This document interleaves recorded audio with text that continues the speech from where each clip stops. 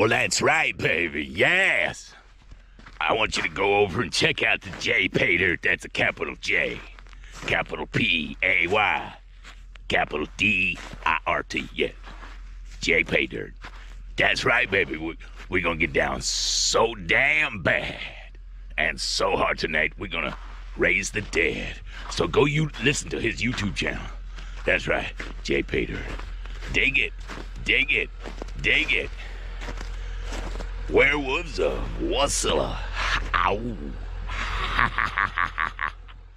So I'm in the place I'm always in, out in the car working on it.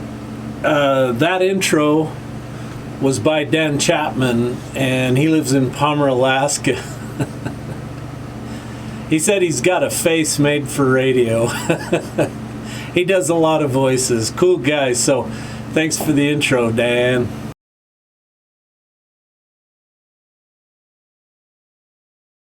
Because I got an account with him. You know, butt lube. Did you? He'll have some. When will he have some? I don't know. You gonna take a bath? Yeah. Pull your sleeve up. I want to paint this thing, man. Whoa! Holy shit. Raise your funnel up, dude. Raise your funnel up. Oh. Raise it up. It's not taking it. No fucking good. Guess you didn't get a. We need a bigger funnel. Yeah. So we took the parts washer out and cleaned it out. It's probably been 5 or better years since we put new solvent in it, cleaned the front of it off. I'd like to have painted it. I don't have time.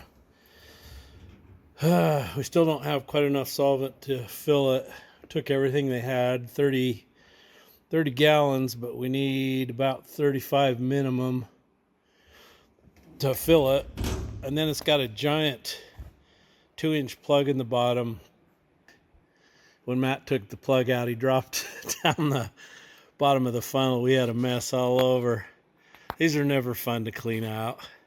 Oh, good chilly morning. It was 9 degrees early this morning.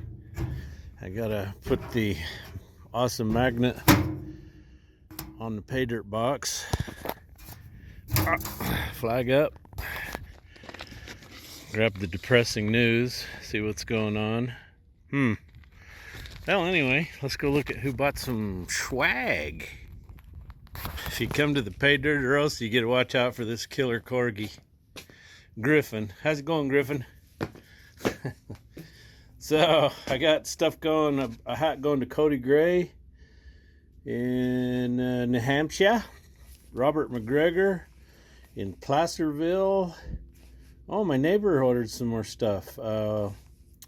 Would that be George Casaneda? Jorge Casaneda? Okay, I'm not going to read that name because I think it's a gift. I think she's bought something for her husband. So, way to go, Tess. Way to go, Tess. Tess from Santan, Arizona. Logan Lee in Tucson, Arizona bought him a wallet, Jpaydirt wallet.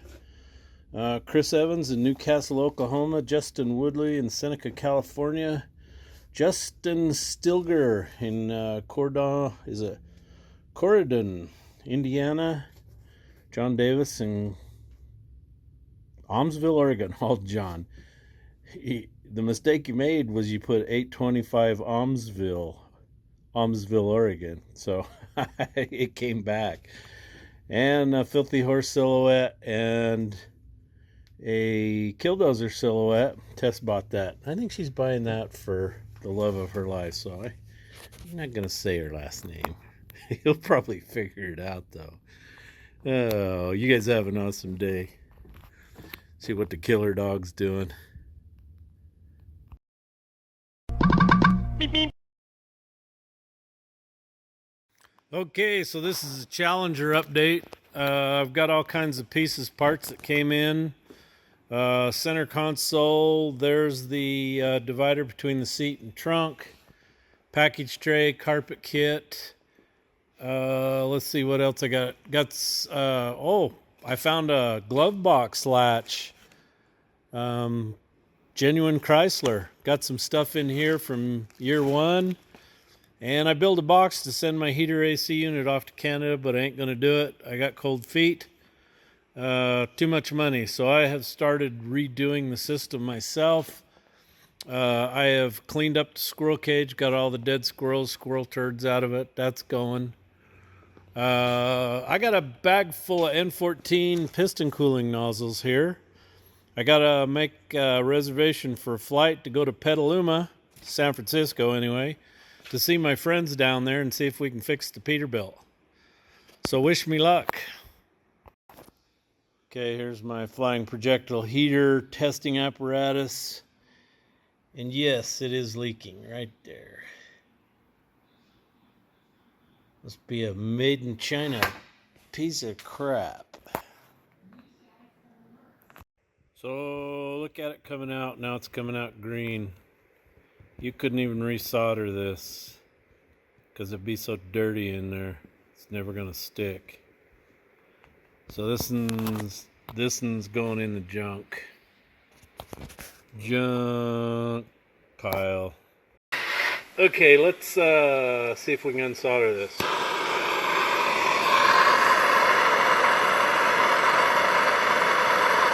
I bet we can't, but we'll give her a whirl. Oh yeah, she's gonna come right out. Problem is I can't get loose from this one.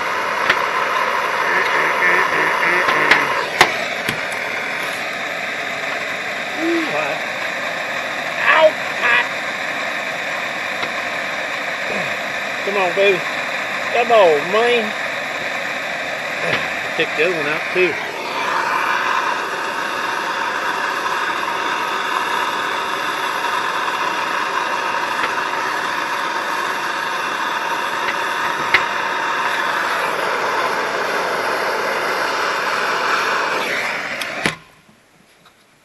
Oh yeah, there we go.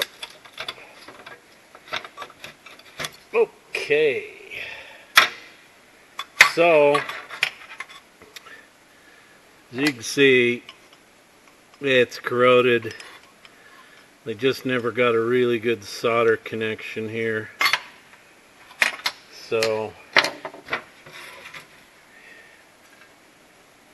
yummy. Yep. There's really not much of a lip there inside to even get a good connection to, so that's a junker. Grade A junker. Ooh, good frosty morning, everybody. Got a couple of hats and a filthy horse shirt going in the box. Got one going to, ooh, I don't know if I better say this. This is probably a gift for her man, Sarah, in New Lexington, Ohio, and a hat, one of them antivirus green hats, going to Craig Edlin in Versailles, Illinois. And we'll put the deal on the box. There we go. Have a great day.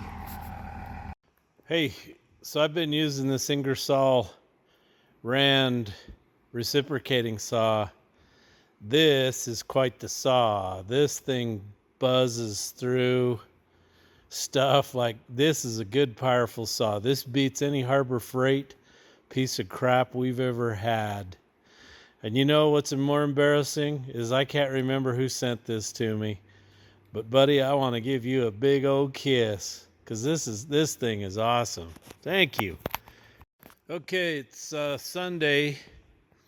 And I've been butchering my brand new, however, $1,800 console because I have to, because all of this up under here has to be clearanced so I can get the two brackets that I got to weld to the tunnel down on there. So I got a little bit more to take off on the front. The back, probably can't see it from this side, but the under here where that welds on, I need to cut some of that metal tab off to get it lowered down so that the rest of it will come in contact with the tunnel. So it looks like on the back I got to come down about 1/4 of an inch, but I won't have to trim any of the plastic to do that. I don't know why it is on this side the plastic comes way down here like this, but on the other side you could throw a cat through it. Oh, so thank goodness for Facebook pages, because I've joined a E-Body's Facebook page, and those guys are super great to help me. So I asked for some pictures of a 4-speed with the console on it, because I needed to know where to put this cutout. And a guy named Daryl sent me a picture of his. I love that. Thank you very much.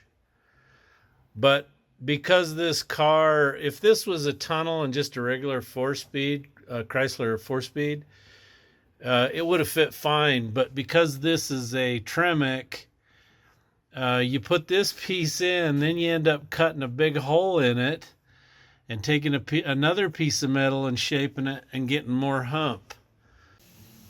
Okay, I got the hole cut out for the transmission to clear. I jacked it up and I've put the 1/4-inch spacer and the 1/2-inch spacer in there. All right, Jeff wins again. So, time to keep moving on. And Tremec now, I've got a TKO 5-speed. Tremec has a new TKX, and the top of it is significantly lower. It's made to put in these kind of changeover cars to go from automatic to manual without doing that. But the reason I'm stressing over this is because I don't have the new top bezel plate for a 4-speed that goes over this. An automatic bezel is nowhere near the same.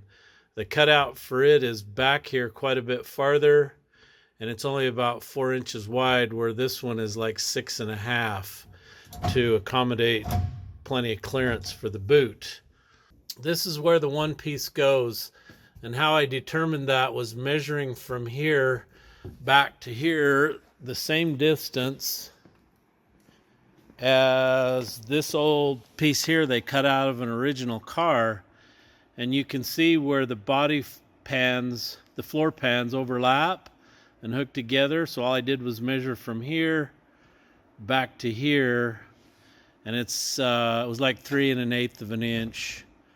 This is a lot of work, but if I can just get this damn thing in, then I can cover the tunnel in soundproofing, and I can get to install some stuff. I can start putting my carpet in, get that fitted, my back panels and all that stuff. Then she'll start to move. Oh, good Saturday morning. Swag going in the box, so I got to put the magnet down. This one's getting kind of, ear broke off of it. Dang it. So I got a box going to Zach Figley in New Franklin, Ohio. And I got one going to Burning Dinosaurs, Wes Phillips in Iowa. Wes has a YouTube channel called Burning Dinosaurs. Go check it out. And then I got a big old box going to my buddy in Illinois, Adam Kalaki. Thank you for your help, Adam. I really do appreciate it, sir. Enjoy. Okay, I got my brackets tacked in for my center console, and then I put the divider board in and the insulation piece and put the seats back in to see how they fit. Here's the, oh, if I can get in here. Okay, this is the insulation, and then this is the divider board, and then this is the insulation for the package tray. So my plan is to go ahead and put the sound mat on all of this.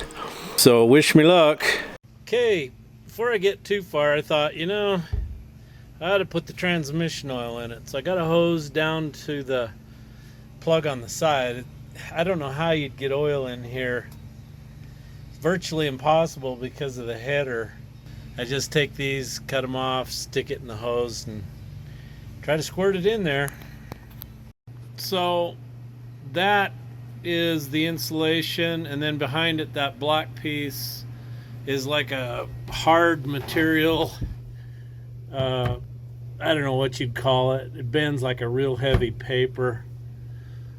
Anyway, this piece came from a company called Repop, and this came from a company called REM in Pennsylvania, and they don't cut it very well, not very well at all. And this piece here from Repop was pretty bad too. It didn't fit up around the wheel wells at all. So I wrote them a letter, and they got back with me, and they asked me to send them pictures.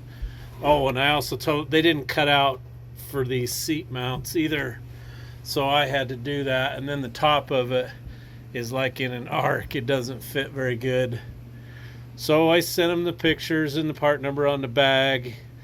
Took them a couple days. They did get back to me, and they said that they checked their machine and it was out of whack, so they had to ship it out for repair. I don't know if they're pulling my leg or not, but hopefully when they get it fixed, maybe they'll send me a new one that fits better. I belong to a Facebook group called eBodies. There's a lot of really good people on there that are more than willing to help you and send you pictures and stuff for the the e-body they're working on. For those of you who don't know what an e-body is, that's Chrysler's, that's the Plymouth Cuda and the Dodge Challenger. That's what they call e-body. So anyway, everybody in the e-body has only got Challengers or Cudas they're working on, so they're really helpful. So I asked them about it, and this guy sent me a picture of his.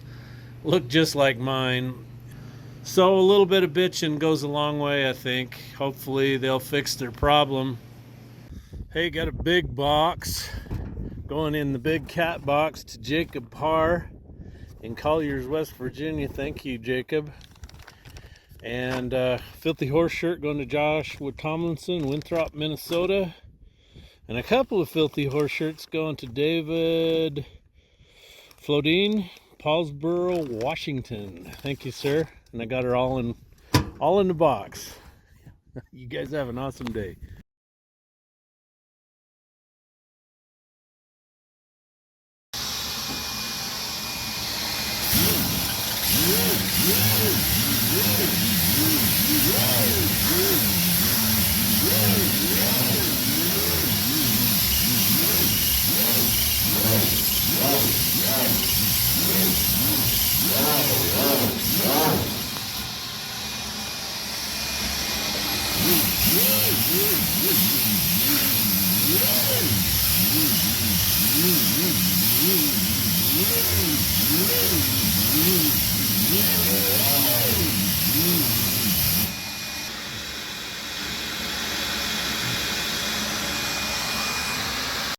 Well, that's as clean as I can get it. I'll tell you what, that's all I'm a-doing.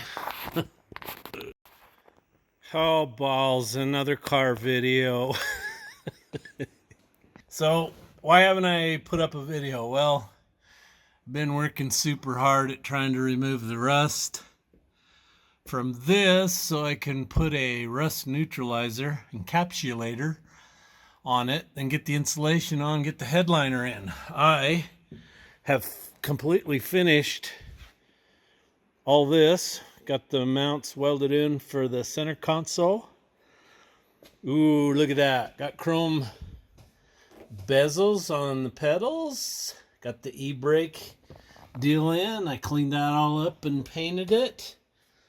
I have just been busy on this car. Oh, the one thing you can't see is I've got the divider board and the insulation back there. Package tray insulation is on. Got a bunch of other pieces, parts that I've ordered that have come in. Been helping Jake a little bit on his tranny. He's in limbo. He needed a snap ring for his overdrive housing, which is under all that stuff there, coming out of Texas, and they have taken over a week. to get it to him, but his transmission's under the blankie here, and we just took this chair and cut a hole in it so the shaft hangs out. Makes a good assembly bench. So anyway, that's what I've been up to. Working on the car, helping Jake. Oh, Taylor got his sled out of here last night. He got that fixed. Matt's been working on his Yamaha Grizzly, redoing the carburetor. So we're just out in the shop every day doing stuff. It's just a lot of work to do one of these cars. You just don't realize how much work it is till you start a project like this. And then there's always interruptions, things I got to do. So I have found somebody to haul the Peterbilt out of Petaluma to the Jpaydirt ranch. I got a guy named Mike Melton who lives in Redding. I think he said he'll be back in California in about a week and a half, and then he's going to pick it up. But I think what I'm going to do is I'm going to go ahead and fly down and visit my friends down there, and we'll try changing those piston cooling nozzles and see if that fixes the problem. So you'll get to see all that stuff, and then I'll fly home and let Michael get it here, and then you'll see it when we get it in the yard. Oh, this is my carpet kit for the car. I've rolled it out and I've had it in there, and I just kept looking at it and I kept thinking, that's one thing I'd like to have somebody else do for me. So there's a guy a mile away from me that does a lot of old car stuff, carpet upholstery. So I'm going to get him to tackle that. Anyway, appreciate you watching the videos and hanging with me. Do apologize for not getting a video out, but sometimes life is extremely busy. Oh, it is cold today. We actually got some snow in the forecast coming. So I have a big old box going all the way to Kula, Hawaii, to Russell and Mindy Popini, my friends in Hawaii. Enjoy. So I have spent all day prepping my car for this stuff here. This is what I used. This is a rust preventative coating.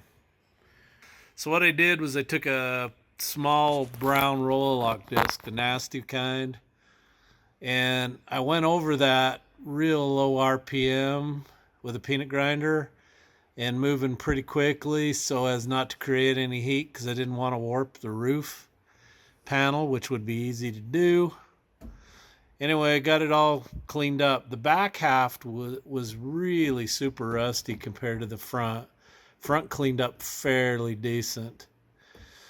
So this is just to keep it from continuing to rust up there. So when I got the car, there was no insulation up there. They just put the headliner in without any insulation, and when you do that, you turn the heater on in the car, it starts dripping water up there, because it's a giant heat sink. Anyway, that's not good, so I got to get it insulated before I put my headliner in. So this turned out pretty nice. I just put it on with a paintbrush. That's all you got to do. It's pretty thick and heavy. If you're careful, it doesn't drip. I got a few drips, but I had some cardboard down to catch it. Anyway, I like the way it turned out. So I think now it has to dry for 48 hours before I can do anything. You can paint it, but it's like, why? What do I want to paint that for? Hey, I got a cool tool in the mail the other day.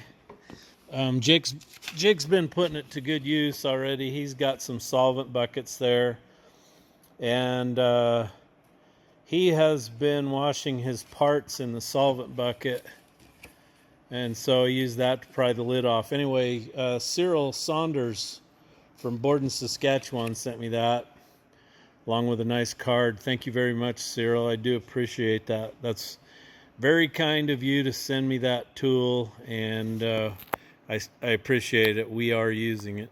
So Winter showed up last night with a vengeance. It was blowing like heck. Came out of the southwest, which is typically where our storms used to come from 30 years ago. So it's a wet, heavy snow. So I've been out playing Mr. Plow. Had Griffin on there with me. He loves it. Anyway, I don't know if this is gonna stay or just melt.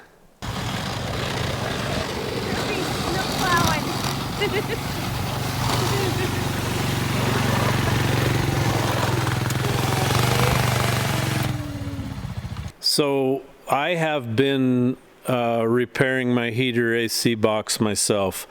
I was going to ship it to Canada to an outfit. Their ad said $825 to rebuild it, and I thought, well, by the time they put a heater core and an evaporator core in there, that's totally worth it. They do an awesome job. But he quoted me like $1,300. And I decided, I can fix it for less than that. So I have a new core, heater core and the evaporator core coming. I've got a dent right here that I've got to take out and refiberglass that. This vacuum bracket is bent and the door is not closing fully one way.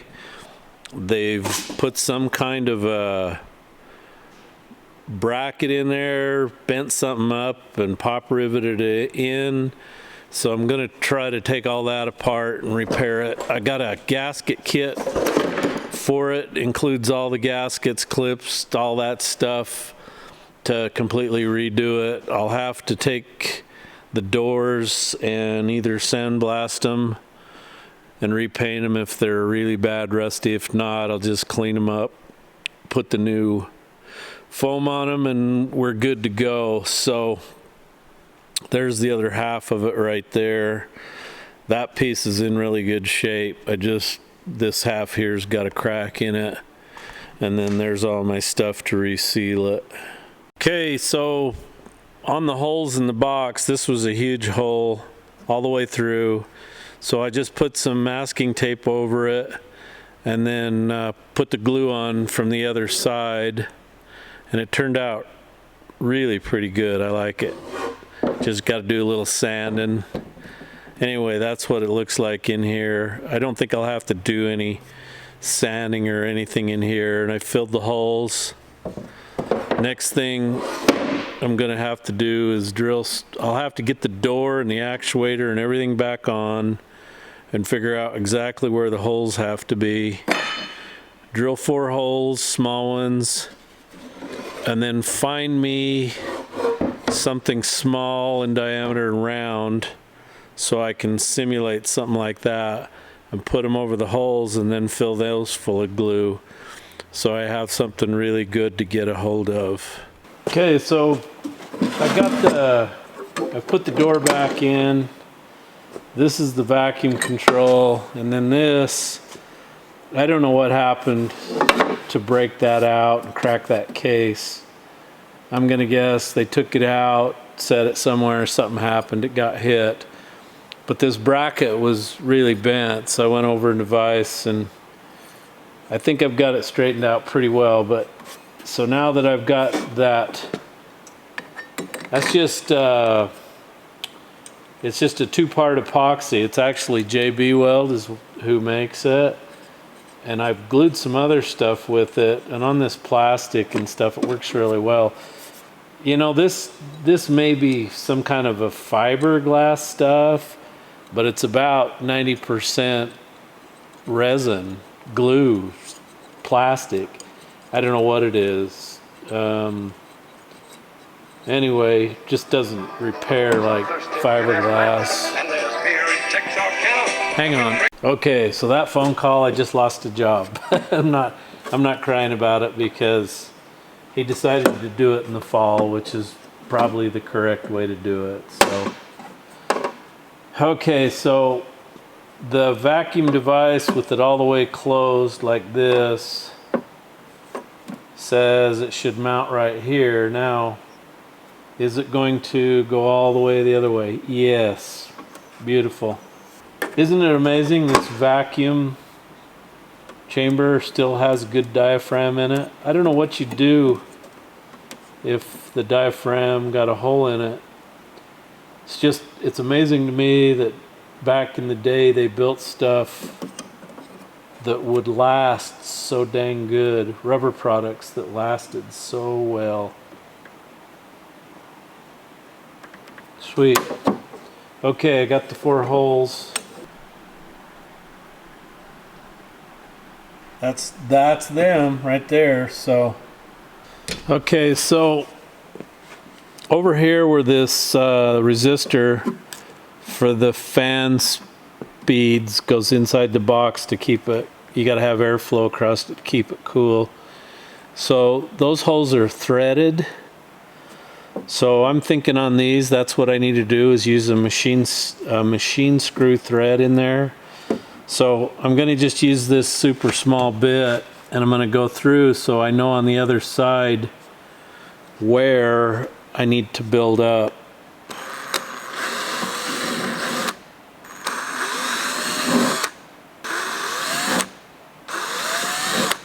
See, so it drills really easy. Okay, so here's my plan. So what I did is I just took an old JB Weld epoxy tube that I'd already used, and I broke it in two and pulled the plungers out, and then I cut these plastic rings, and these I tried cutting them with a tubing cutter. That doesn't work. You can cut them with a good sharp utility knife, and then it's pretty easy to trim them. This one I went over and put it on the grinder and kind of straightened it up, but I've got 4 of them in there. So after sitting here and thinking about it, this is what I would have done different. I think what I'd have done was taken like 2 full tubes of these, and then I would have taken a whole bunch of fiberglass mesh and kind of chopped it up and mixed my glue up, dumped my fiberglass mesh in there, and mixed that all up. And then I'd have built me a form around here about that high, all the way around here, and then I would have put all my glue in there, and basically I'd have epoxy reinforced with fiberglass about 1/4 or 3/8 of an inch thick in here. Then I'd have had plenty of support and material for those screws, and that's probably what I should have done over here on this. But the way it stands, this is what I'm doing. So I'll super glue these down around these holes, and then I'll take a toothpick or paper, something, and poke in that hole so that the epoxy can't go on down through, and I can still find those holes, and it'll, something that'll drill out easy. And then once these are super glued in place, I'll mix up my epoxy and fill these up. And then when it's done, I'm sure these will probably be stuck there. I don't really see any reason to remove them, so I'll just leave them there. And that is going to be my fix. So wish me luck. I'll let you know how that turns out. Okay, after careful consideration, I have revised my plan. I have went and bought 2 more of these. And what I'm going to do is I'm going to build a dam around this, and I'm going to put that stuff in there pretty thick. I'm just worried that I don't have enough support, and so I want to get clear out here at the original area where this was broke out. I'm worried I don't have enough out here to support this, so I only want to do this once. I don't want to find out I got to tear it all apart and do it again. So do it once, do it right, end of story. Okay, kids, hold my beer, my coffee, whatever. So I think it's probably going to take 2 of these to do this. Let me show you what I got in here. So what I did is I took a paper cut the top off, put the rounded edge down there, and then taped around it. So that's what I'm going to do right there. I'm going to I don't think I'm gonna fill it, but I'm gonna put her pretty thick.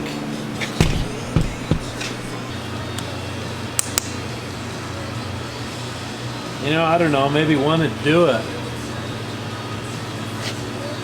But I don't know if I want to take the chance. Do I want to do just one? Or do I want to do two? That's a lot of stuff. Nope, I think we do two. Better too much than not enough.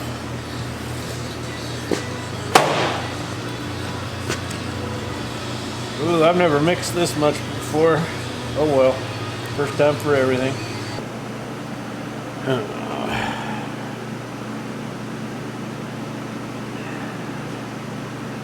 Oh yeah, it's like cookie dough, making cookies.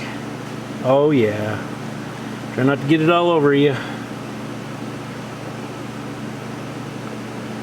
Okay, that, ladies and gentlemen, is pretty deep. I think that's good. If a lot's good, isn't a lot more even better? What the heck? Let's put her in there. What's the worst that could happen? I have to grind it down, which is easy to do. I have the tools, I have the technology. I can do that. There we go. Okay. That is 2 full tubes. So, I got out my little torpedo level and I leveled this up. So, this is sloped right here. So, I got that level and then the box level. Okay, there we are. So that's just a 16-ounce cup, paper cup, with the round edge down and then some tape around it to hold the glue in. Anyway, that's pretty thick and that goes way bigger than the hole. If that doesn't support it, nothing is. Okay kids, there we are. One big fat black thing in there. So that's what it looks like. I removed my epoxy form. It's still not totally cure. It's still kind of warm. That's going to take a while to cure. But if that doesn't retain that deal, I don't know what in the world will. So anyway, I just got an email from Classic Industries that my evaporator core is on its way, and Year One sent me a notification saying my 4-speed console bezel is on its way, and the glove box liner, which is awesome. So I'm getting enough stuff. I get this done, get it in, my dash can go in, I'll have a glove box, ashtray, all that important stuff. Carpet, put the seats in. Hey, we're almost there. We're getting there. Okay, so I got my vacuum deal bolted back on here with just some coarse thread trim screws. My door works good both ways. Put some more glue on this, just gotta sand it down, and we're done. Okay, this is a dual vacuum chamber, and this rubber boot was really wore out, and this shaft was really dirty in there. So all it was the boot. The diaphragm's good. So what I did is I pried out this rubber boot, and then inside right here is a chamber, and I went and got a real small cat O-ring, and you don't have to remove this unless the shaft's really dirty and corroded. You want to take it out and clean it, or not. But I took it out and I put some grease on the shaft here, and I slid that little teeny cat O-ring over this, and then I opened this up with a little teeny screwdriver and shoved it in there, and it went inside, and it went inside here. And like I said, there's like a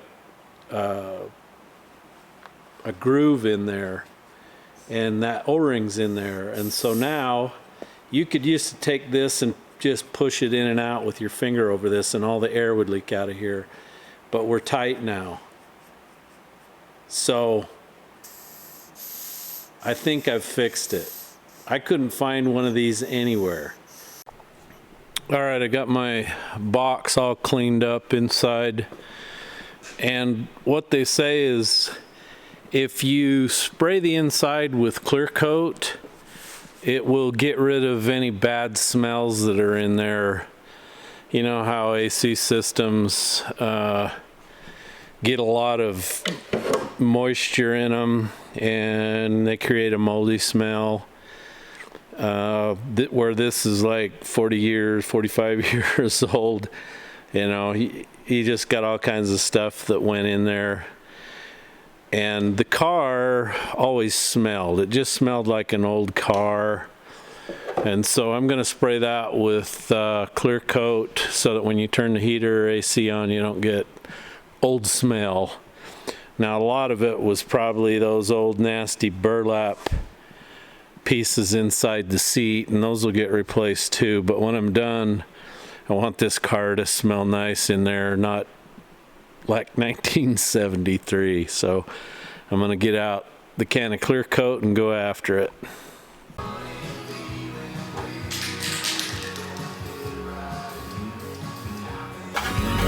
Out there in Oklahoma, I'll be standing tall. If anyone asks, you can find me out in the land where work conquers all.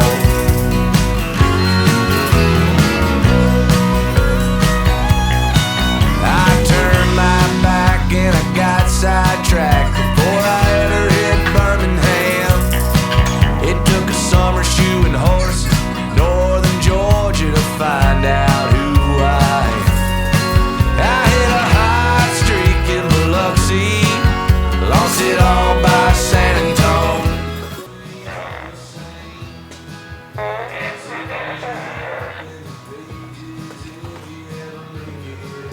This way. Get it out the road.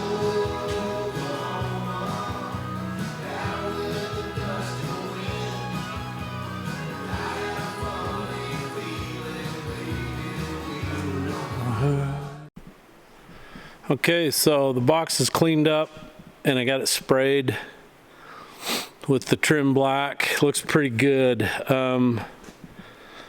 I don't think I'm going to spray the other half. There's no reason for that. You won't see that. This is the only part you're going to see is just the bottom part and maybe up into here. The rest of it is all hidden by the glove box and the dash. So I see no reason to paint that other half, but I really like the way it turned out. Looks good. Really glad I did this myself. Saved a ton of money. So the new heater core showed up, but it was boxed really poorly, and the tinware around it is really bent up. So I may be sending that back. I don't know. I don't want to try to straighten it. It's a mess in there. So one thing after another, isn't it? So these are my heater clips out here in the dark. I didn't quite have enough muriatic acid left, but it's cleaning them up pretty good where it did get the acid on them. That's cool stuff, man. It just cleans everything up. Okay, there's my heater box clips. These go like right in here and they clip both halves together. Anyway, these were rustier than heck, and they spent about 15-20 minutes in a little cup of hydrochloric acid, muriatic acid, and I rinsed them off and then rinsed them with some paint thinner to get all the water off so they didn't rust again. Anyway, I love that stuff, man. You got to be careful with it though. The fumes will just knock you to the ground. Hey, good Saturday morning, everybody. It's dark 30, Saturday morning early. Wanted to get a whiteboard done so I can get a video to you. Anyway, I want to start out with some of my awesome friends here. Gerald Benedict from Burton, Michigan. Thank you, Gerald, for watching. One of my homies, an Anderson, Brian Anderson from Friendship, Alabama. Mike Bird from OK City, Oklahoma. Thank you, Mike. Tyler Watson from Brashear, Missouri. Thank you, Tyler. And Joe Gellinser from Sinclair, New York. That's a long ways away. Thank you, Joe. David Whalens from St. Clair, Michigan. Thank you, David.